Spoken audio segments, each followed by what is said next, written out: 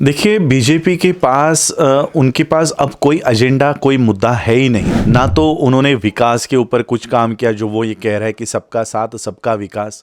ना तो उन्होंने कभी जो कह रहे थे कि 10 लाख नौकरियां देंगे, हर साल में 20 लाख नौकरियां देंगे, बल्कि जो नौकरियां हमारे पास थी प्राइवेटाइजेशन करके पब्लिक सेक्टर को बेचकर ख़त्म कर दी।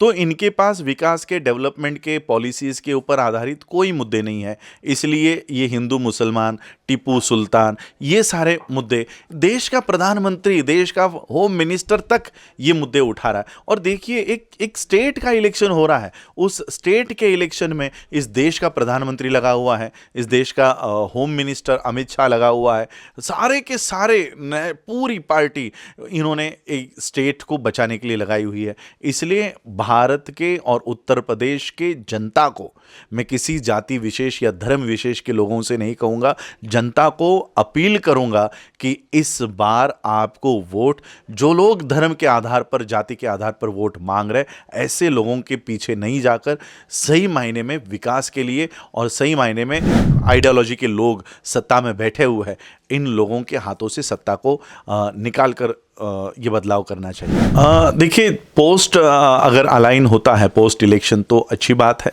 लेकिन अलाइन होते जब ये गठबंधन होगा तब उसी परसेंटेज में ये गठबंधन होना चाहिए।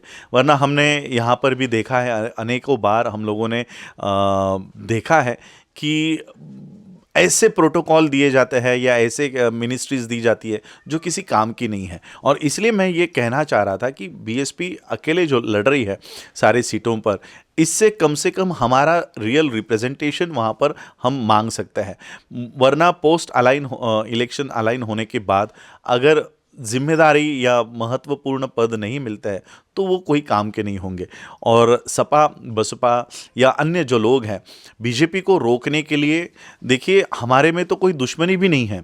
जो लोग महाराष्ट्र में हम लोग देख रहे हैं, जो लोग एक दूसरे का कभी मुंह नहीं देखते थे, बीजेपी को हटाने के लिए वो साथ में बैठे हुए हैं, सरकार चला रहे हैं। कांग्रेस और शिवसेना जैसी पार्टी अगर एक हो सकती है तो सपा बसपा तो पहले भी एक थी, मान्यवर काशीराम जी के समय से वो एक थे। तो इन दोनों में तो वैसे कोई झगड़े हैं नहीं, लेकिन पोस्ट इलेक्शन अगर ये गठबंधन होता है तो ये बहुत अच्छी बात होगी।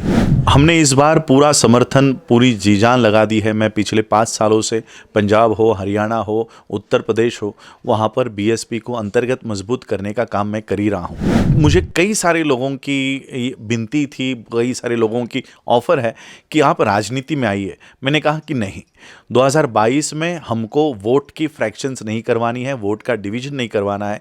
अगर आपको पॉलिटिकल अगर सपोर्ट करना है तो बीएसपी को कीजिए, ये आज तक हमारी भूमिका है।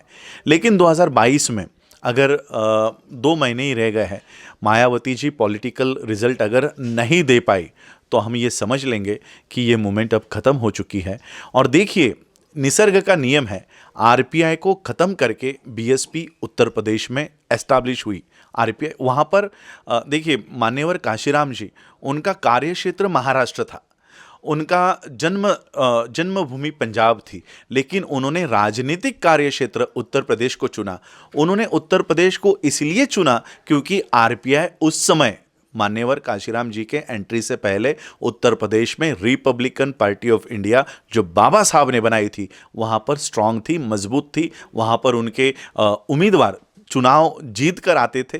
तो ऐसे कार्य क्षेत्र में मान्यवर काशीराम जी ने वहाँ पर एंट्री की, बीएसपी की स्थापना की। और आज अगर बीएसपी वो रिजल्ट नहीं दे पा रही है तो हम फिर से आरपीआई को जिंदा करेंगे और फिर से बाबा साहब के उस आरपीआई को लेकर भारत में ये राजनीतिक मूवमेंट को हम हाथ में लेंगे, ऐसा मैं ये कहता हूँ।